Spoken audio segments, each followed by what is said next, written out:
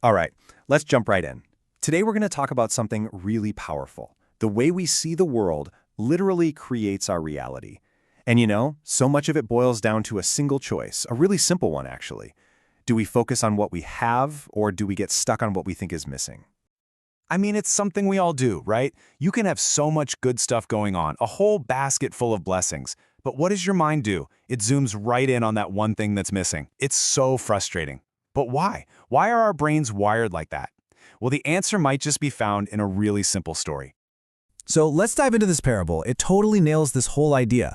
It's a story about a long journey, two very different friends, and, yeah, a talking tree. Stick with me here. Okay, so meet our two main guys, Ethan and Lucas.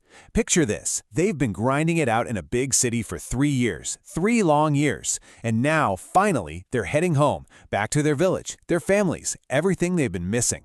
They're excited for sure, but little do they know, this journey is going to be anything but a walk in the park.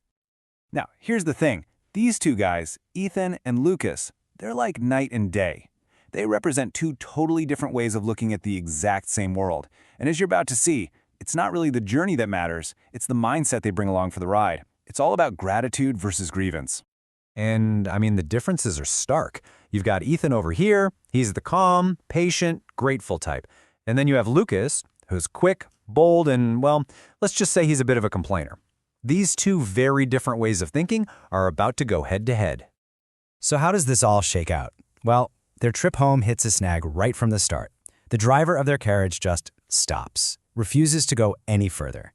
So now they have to walk the rest of the way. And boom, right away you start to see how differently they handle the pressure.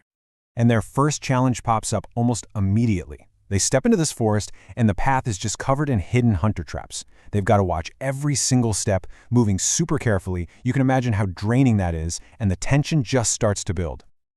So they get through that. And just when they think, okay, we're making some progress, they run into an even bigger problem. A huge rushing river is blocking their path. And the bridge? Yeah, it's totally gone, washed out. They're left with no other choice. They have to swim for it, right through those dangerous currents. And they make it. They get across, totally exhausted, but they're safe. But in the chaos, their only water bottle gets swept away by the river. And this right here is where you see the huge difference between them. Ethan is just thankful they're alive. But Lucas, he's getting more and more ticked off, laser-focused on the one bad thing. Now they have no water.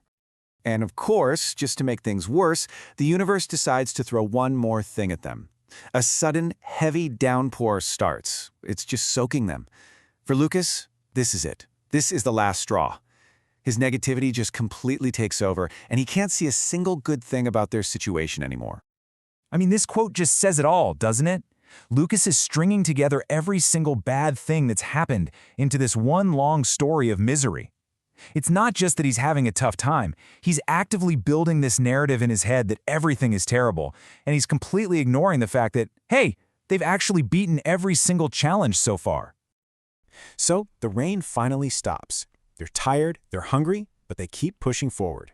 And this is where we get to the real turning point of the story. A moment that starts as just a simple rest stop, but turns into a huge revelation. And it's all thanks to a very wise old tree. Okay, so now the sun is just beating down on them, and they are desperate for a break. They spot this giant, shady tree and just collapse under it to eat what's left of their food. For Ethan, this is amazing, a moment of pure relief. But for Lucas, you guessed it, it's just another chance to find something to complain about. And there it is. He's literally sitting in the cool, life-saving shade of this tree, and the only thing Lucas can focus on is what it doesn't have.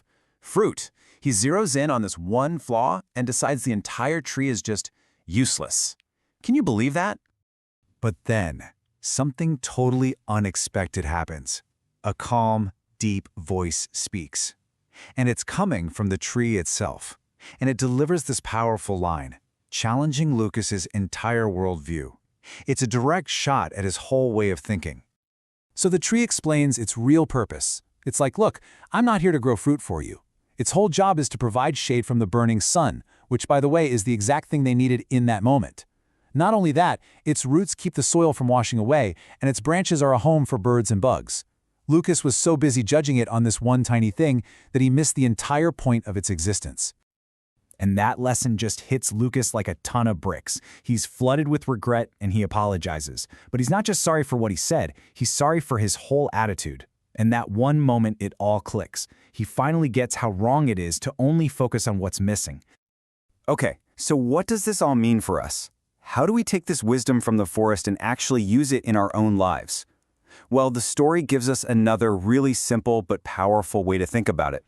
First, let's be super clear about what gratitude is. It's not about pretending problems don't exist. Not at all. It's an active thing you do. It's a conscious choice you make to shift your focus, to stop staring at the missing fruit and start appreciating the cool shade, to look past the one problem and see all the blessings that are already right there.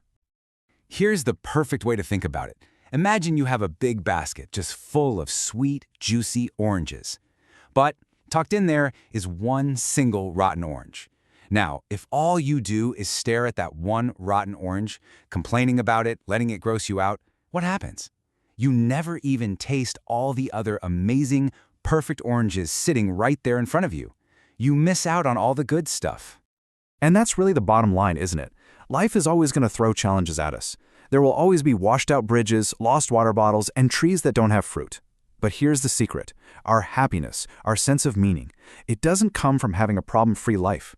It comes from making that choice to see the whole picture, to be thankful for the shade, and to enjoy the good oranges we already have. So that leaves us with one final thing to think about. A question for you, personally. In your life, right now, what's your rotten orange? What's that one negative thing you're focusing on? And maybe more importantly, what's the whole basket of sweet, perfect oranges that's just waiting for you to notice it?